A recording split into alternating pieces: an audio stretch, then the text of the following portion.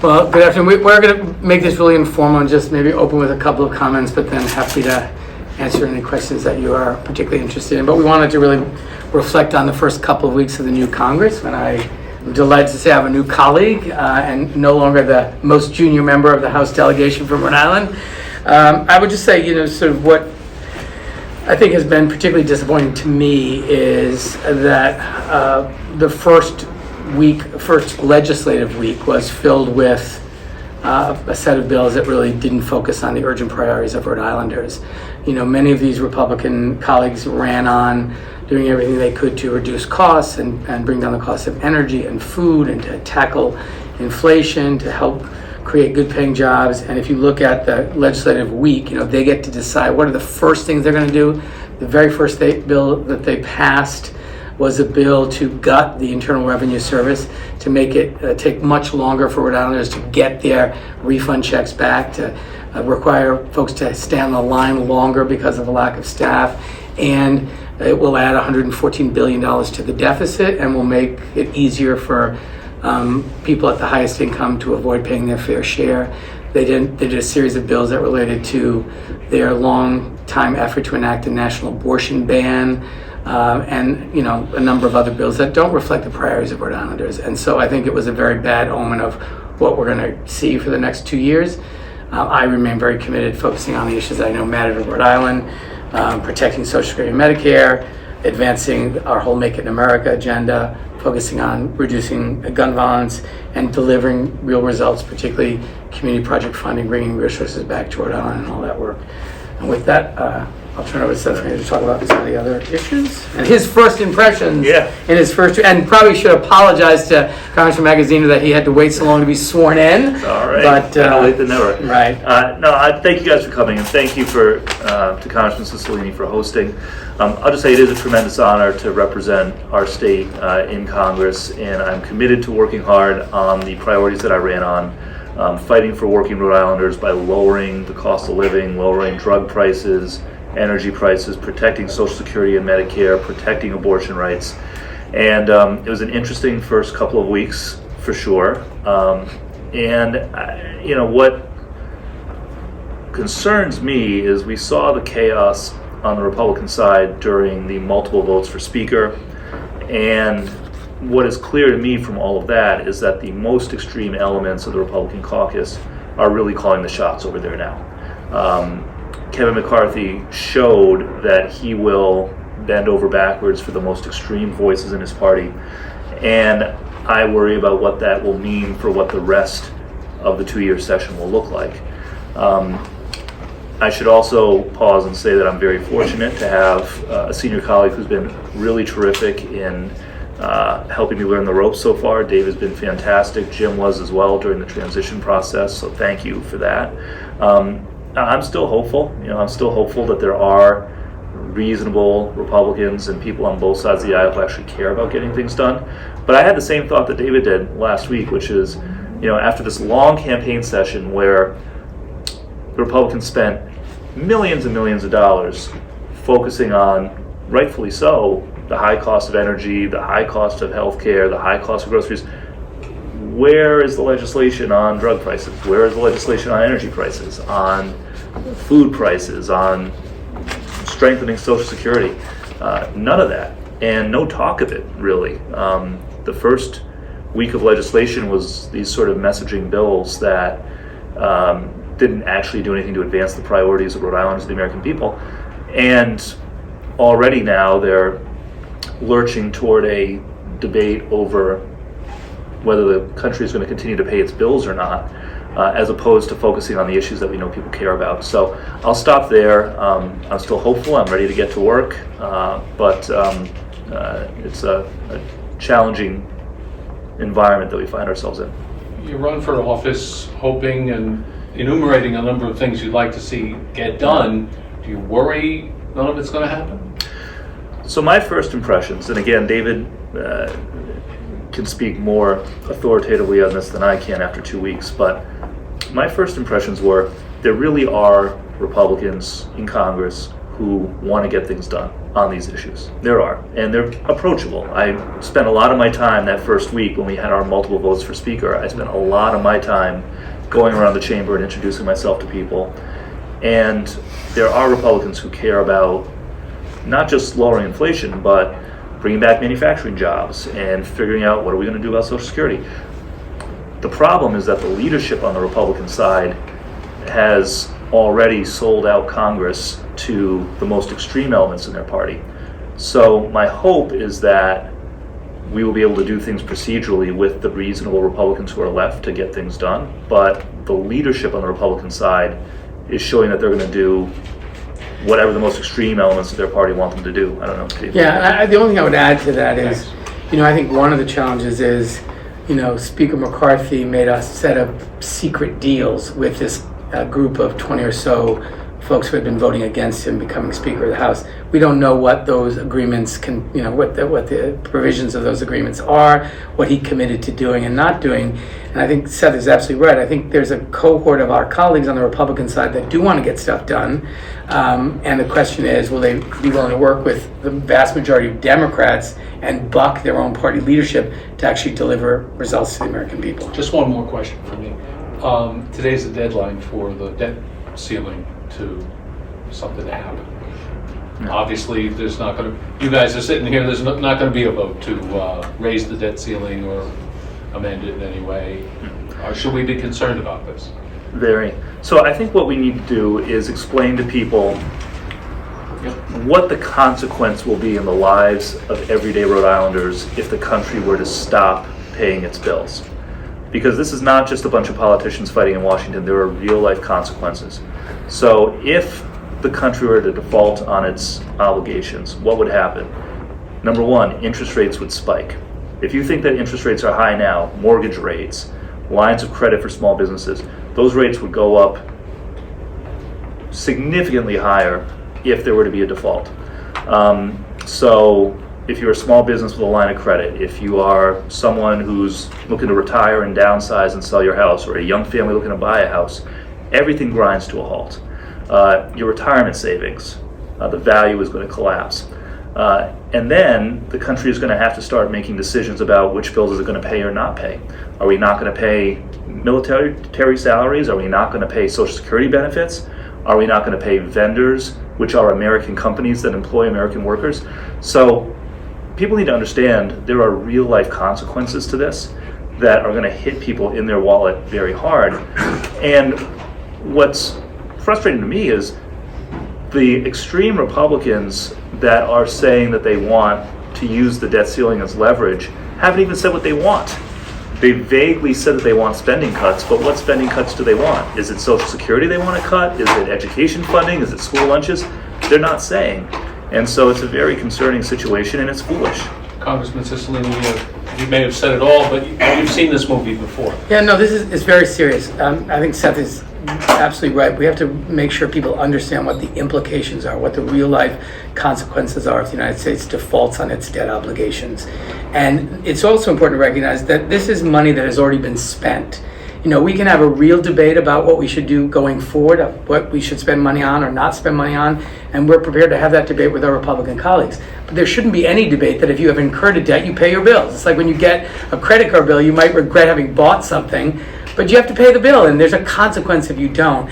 I think there are a group of Republicans who understand that, and I hope they will work with Democrats so that we can raise the debt ceiling and not disrupt the economy of our country and devastate the economic conditions of Rhode Islanders and people all across this country. But there's no doubt that the Republican leadership and some of the most extreme members of the Republican caucus are attempting to use this must-do event as a way to exact deep cuts in Social Security and Medicare, which they know we will not agree to. We will never agree to those kinds of things. And so they're going to try to play chicken with the full faith and credit of the United States. It's dangerous. It has real consequences. And I'm hopeful that we're going to find a group of Republicans that understand that, and that they'll hear, particularly from the business community, about what this means for the economy long term, and that we'll have a solution that avoids a default on the United States debt.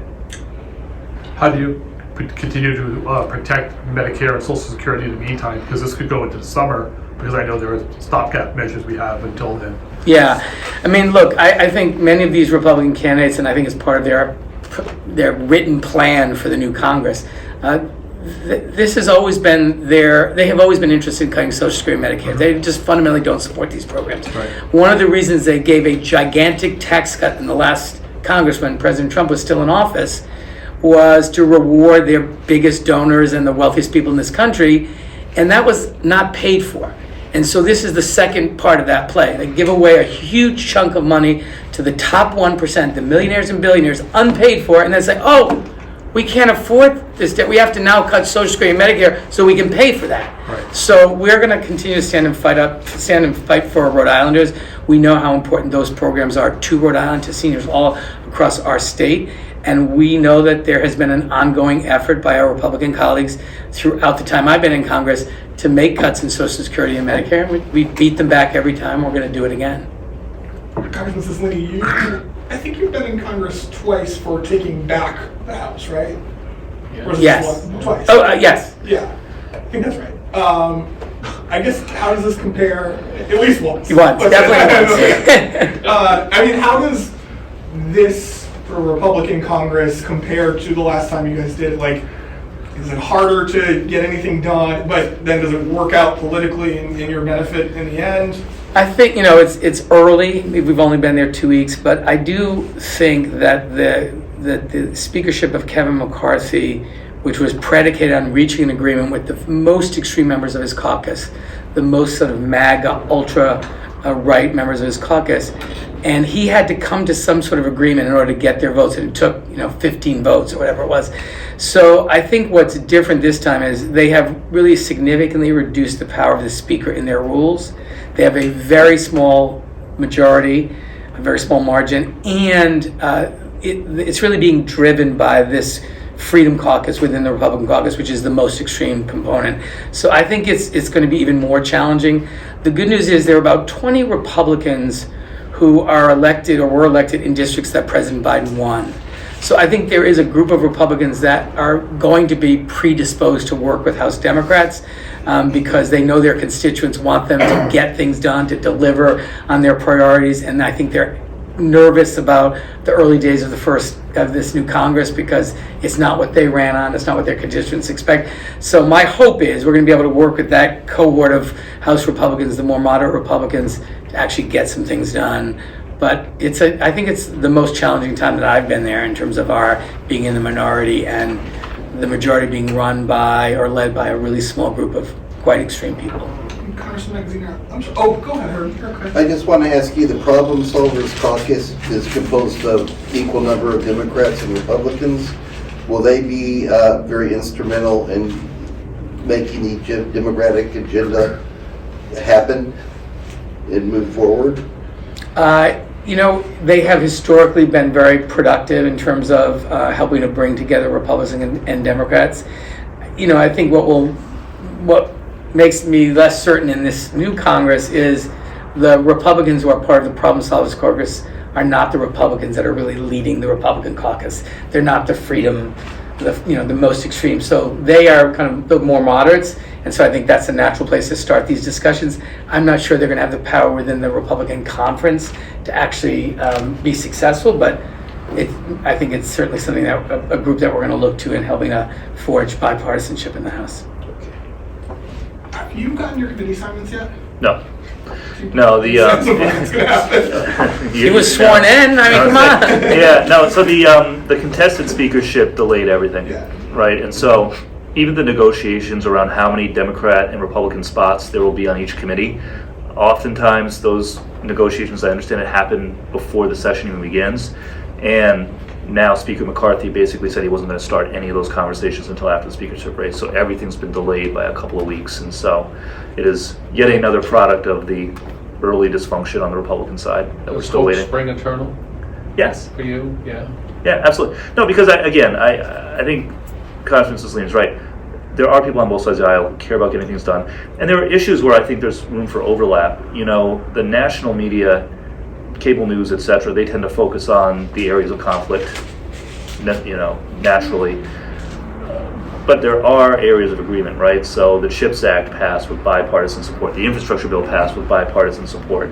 My hope is that on issues like promoting career and technical education, I've heard that there is a lot of desire to do something for that on the Republican side in the Education Committee. So I do think that there are areas of overlap and areas where it could be possible to get something done. One of the things that'll be interesting to watch is one of the concessions that Speaker McCarthy made in order to get his position was making it easier for amendments to be introduced on the floor by any member. That could be tricky for him because it could lead to gridlock, but it could also give Democrats and other more moderate Republicans the opportunity to do things by amendment to get things done that actually might have been harder under the old rules. And the other provision which still exists is a discharge petition. And so if we have an issue that all of the Democrats support and we can find 4 or 5 Republicans to support it, we can use the discharge petition, which requires, once it's signed by a majority of the members, that that bill be brought to the floor immediately for a vote. So you can imagine something like the debt ceiling. One approach might be a clean debt ceiling where the Democrats do a discharge petition and can get 5 or 6 Republicans who understand the consequences and force a vote on a clean debt ceiling. So when you talk to those potential Republicans that would be willing to do that, is it just, look, I might get primaried? Is that their biggest concern?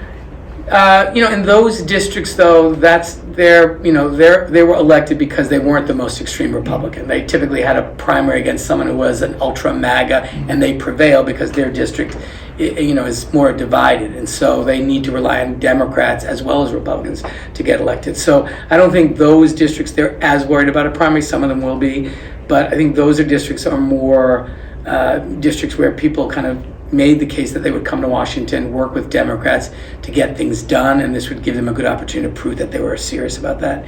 And also they understand as Seth laid out, the very serious consequences of a default in the lives of ordinary folks. It's not just some abstract idea out there. It's going to have real life and pretty devastating consequences for real people. So Do you think it could result in the recession that we're all so worried about? I mean, this could definitely trigger that, correct? Oh, no question about it. Right.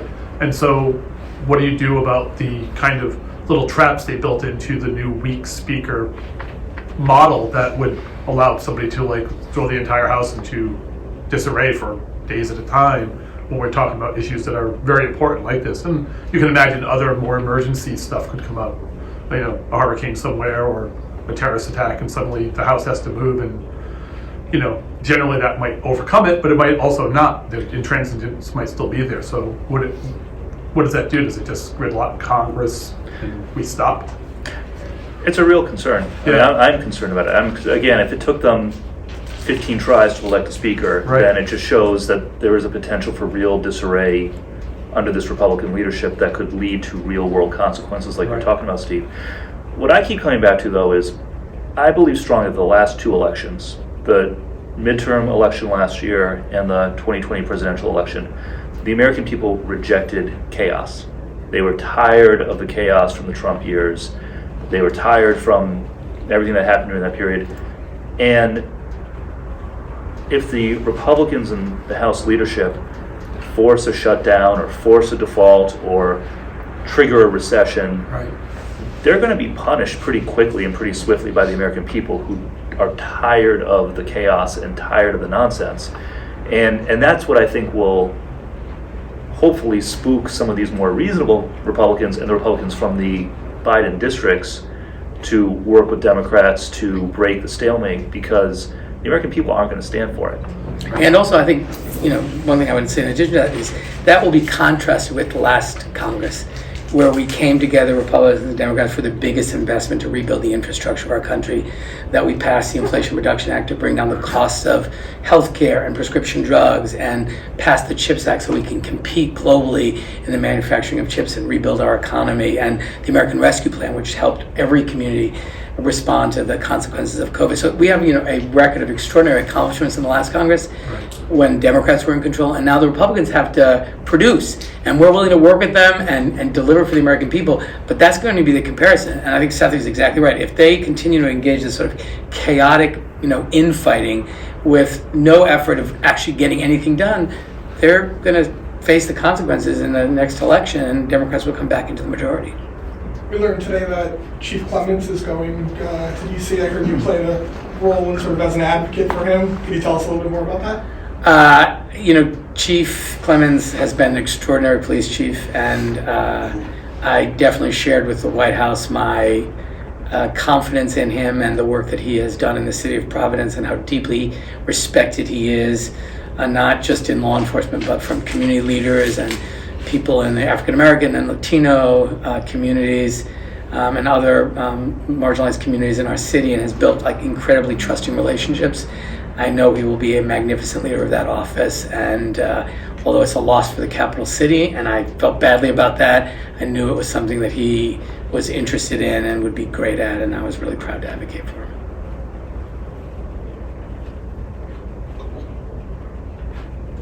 Can I ask about the ongoing increase in white supremacy violence across the country, and the stuff that's, I know in New Hampshire they just made some arrests, and I think there's been some pushes in Massachusetts to do the same, and that's all in New England area, but this is a national issue. ADL just put out a pretty big report on this. Do you have any thoughts on that? Because again, Congress being limited, this doesn't seem like the kind of subject you'll be able to get into in a deep way. So what do we do? How do we navigate that? Yeah, and so obviously the rise in political violence nationally, particularly from the far right, is very concerning.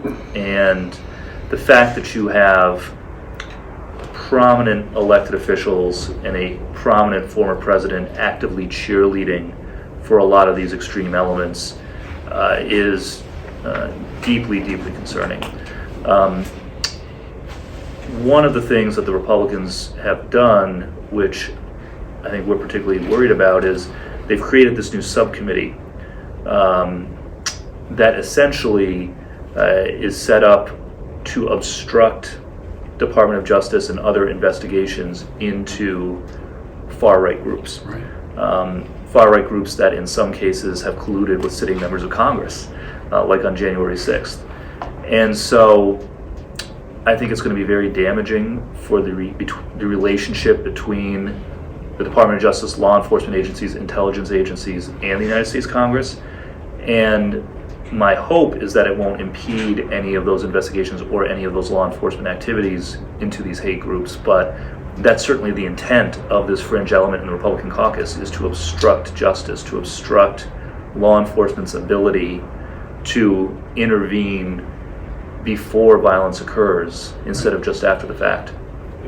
Excuse my ignorance, what is the subcommittee? What are they calling This it? is the Select Committee. It's called the Select Committee on the Weaponization of the Federal Government. Right. But there's no doubt about it. There's been a significant increase in domestic terrorism, white nationalists, and the FBI continues to identify that as the greatest threat to the homeland. Ongoing, domestic terrorism by these organizations.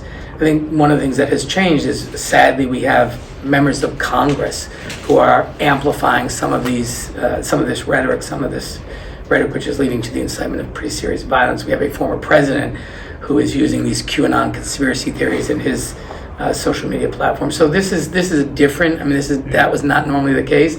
So I think that has made the problem worse. And I think, as Congressman Magaziner said, the other problem is the Republicans just created this committee, and this is really shocking. This is a committee that is, at least according to the rule provision, that will be allowed to investigate ongoing criminal investigations, which raises very serious separation of powers. I mean, that's the executive branch. But the idea that the Congress could go in and try to meddle or interfere or stop an ongoing criminal investigation or prosecution, particularly of violent extremism, is very dangerous, very concerning. And when you think people like Congressman Jim Jordan are going to be leading this effort, there's a lot of reason to be concerned. And just to take it even a step further, in those rule provisions, they say that whoever is appointed to that committee will have the same level of security clearance and access as a member of the House Select Committee on Intelligence, which is like the committee that has access to the most deeply guarded secrets of the federal government.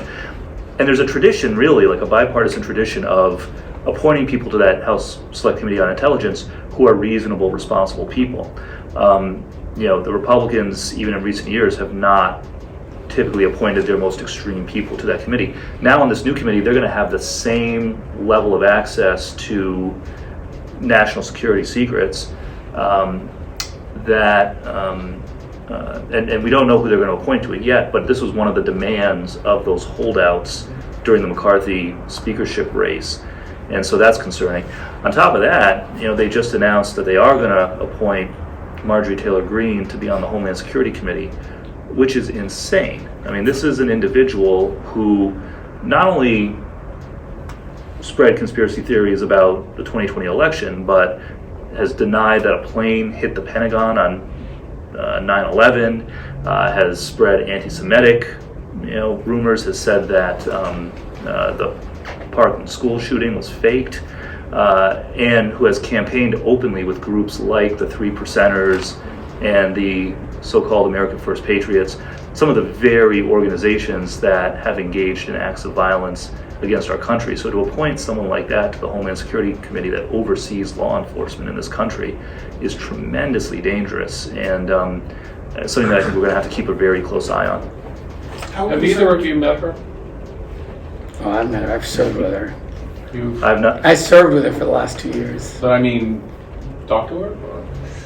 You guys throw fundraisers together? We do not throw fundraisers together. I'm going to just say a story that will, I think, demonstrates why people like Marjorie Taylor Greene have a real impact. So Marjorie Taylor Greene used to go to the floor and file a motion to adjourn because it has to be voted on immediately. So we could be in the middle of the most consequential debate. She'd do a motion to adjourn and it stops because you have to vote on the motion to adjourn. So I came up with the idea of why don't we change our rules and require that in order to a motion to adjourn, you must be on a House committee, because she was removed from the House committees. So it'd be a good way to stop it. So a reporter goes up to Marjorie Taylor Greene and said, what do you think of Congressman Cicilline's proposal to change the rules to prevent you from continuing doing what you're doing? And she says, you mean Congressman Mussolini? And, I do a tweet back saying, Mussolini worked with Adolf Hitler to kill 6 million Jews. There's nothing funny about that, right? That afternoon, I got a phone call from the Italian ambassador. And he said, Mr. Congressman, I just am calling to tell you how much I appreciate that you pushed back on the invocation of Mussolini's name. And I said, Mr. Ambassador, I can't even believe you're calling me, that you took time out of your day. He said, no, you don't understand. This is all over the Italian press. They don't know anything about her. All they know is she's a sitting member of the United States Congress. And when that period which is a very dark period in Italian history, is invoked, it's very important that someone push back. So my point is, we all know kind of what she's about and how kind of crazy she is and her associations with these horrible individuals and groups. But to the rest of the world, she's a sitting member of the U.S. Congress. And so what she does and what she says has consequences. And so it was an important lesson to me that we can't take for granted that everyone sort of dismisses some of these folks, because they do hold a position, and when they speak, people pay attention to what they say and do. How concerned are you guys about the whole situation with the classified documents of President Biden kind of obscuring the bigger picture and then leading to more investigations and things like that? Do you guys both agree that was a mistake? Yeah, look, I think there's no question that President Biden has acknowledged that those documents should not have been in the place where they were, and they immediately notified the archives, immediately returned them, which is exactly what you would expect anyone who inadvertently had documents to return them. I think it's very obvious that it's completely different from the former president, who not only had boxes of documents, but knew about it, refused to return it, and had his lawyer lie about the fact that they no longer had them, and actually refused to return them, so much so that they had to get a court order, a judge to order them, give them the right to go in and retrieve them through a search warrant. So it's completely different, but there's no question that our Republican colleagues are going to try to use it. I think Merrick Garland was right to appoint a special counsel just to make sure that no one had any question about it. I expect that he'll conduct a swift review, and there's no doubt, if you're asking me, do I think my Republican colleagues will misuse it and try to deflect from a lot of other things? The answer is yes. It's kind of funny to watch some of my Republican friends who are dismissive of all of the activity of the former president in, taking these documents, refusing to return them, denying that he had them, still refusing to return them over a period of 18 months. They thought it was insignificant. And now, of course, when inadvertently the former President Biden is in possession of some documents it has become absolutely the most serious violation and worthy of a congressional investigation. So I think the American people are smarter than that. They know the difference between the two. They see the hypocrisy. But I think certainly President Biden handled it exactly the way you would expect a president to handle it, to report it immediately, to turn them over immediately, and to cooperate with any review of the situation. Can I ask about the war in Ukraine? Are you worried about the new Congress not being able to deal with that? And have you seen pushback against investing American dollars in that effort? Yeah. Look, I think we have, sadly, a number of Republican members in the House who we fondly describe as the pro-Russia caucus, who have been very open about their admiration of Vladimir Putin and their opposition to supporting the Ukrainian people in this fight. I think Marjorie Taylor Greene said, if Republicans take control, not one more penny will go to Ukraine. I don't think that will be correct, but so I think there's a lot of reason for concern. I think we've had good, strong bipartisan support in both the House and the Senate. I think everyone understands that this is not just about Ukraine, it's about freedom and democracy around the world, and the rest of the cadre of tyrants and kleptocrats and authoritarian leaders are watching to see the resolve of not only the Europeans, but the US and other democracy-loving countries, to see how committed we are to this fight, because this won't be the end. If Vladimir Putin is allowed to go into a country by force and redraw the lines of that country, no country in Europe and no country in the world is safe from that kind of aggression. And there's been strong bipartisan support. I think we have the responsibility in Congress to continue to make the case why it matters not just to the Ukrainian people, but to the world. And so long as the Ukrainians, in my view, are willing to fight and die for their freedom, then we have the responsibility to support them in every way that we can in that fight. Yeah, I agree. I mean, it is clearly in America's interest that Ukraine be successful in this effort. You cannot allow not only Vladimir Putin, but other dictators around the world to feel that they can invade a peaceful democratic nation without consequence, right? They cannot be allowed to succeed. And I do think that this is an area where the loudest voices in the room on the Republican side do not represent the majority. So there are absolutely far-right elements, Marjorie Taylor Greene, Tucker Carlson, others, who are unabashedly pro-Putin and siding with a repressive dictator over a democratic ally. But I don't think that represents most Republicans. It certainly doesn't represent most Americans. And so my hope is that the bipartisan support for Ukraine will continue in the next Congress, but it's going to be rockier because after the speakership race, the Marjorie Taylor Greenes of the world feel emboldened and they're going to be vocal. Supreme Court says it hasn't identified a person who leaked draft opinion. Ooh. Has not identified. It's just in. Just in. Reaction? I don't know what it is. Breaking news. Thank you all. All right.